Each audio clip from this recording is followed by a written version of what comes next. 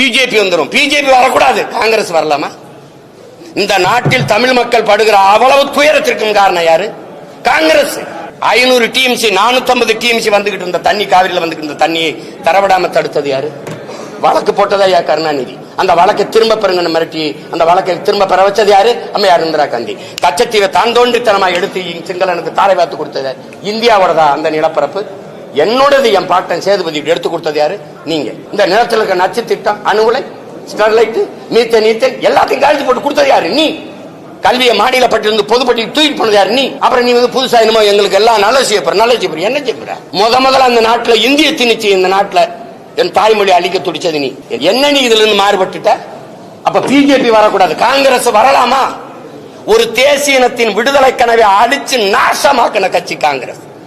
கண்ணு முன்னாடி என் இனத்தை கொன்று வச்ச கட்சி அதிகாரம் காங்கிரஸ்.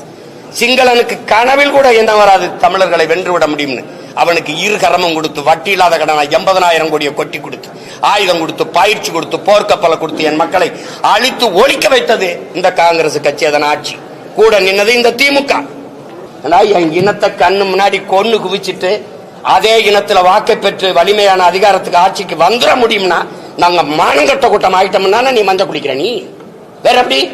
வேற இந்த கன்னடனை கொண்டுட்டு அல்லது ஆந்திரா தெலுங்கரை கொண்டுட்டு மலையாளியை கொண்டுட்டு நீ இப்படி அந்த மாநிலத்தில் ஒரு ஓட்டு வாங்கிட முடியுமா? ஒரே ஒரு காங்கிரஸ் கட்சி தலைவரை இந்த பாரதிய ஜனதாவில் இருந்து இந்த இடத்துல நாங்க மாறுபடுறோம். அது மதவாத கட்சி, நீ மிதவாத கட்சியா? அவன் we are all Hindus சும்பா, நீ yes we are all Hindus சும்பா. வேற அவன் சவுண்ட் இந்துத்துவா, நீ சாப்பிட்டு இந்துத்துவா. வேற என்ன சொல்லுங்க? 100 விழுக்காடு இந்துக்கள் பிஜேபி, 90 விழுக்காடு இந்துக்கள் திமுக.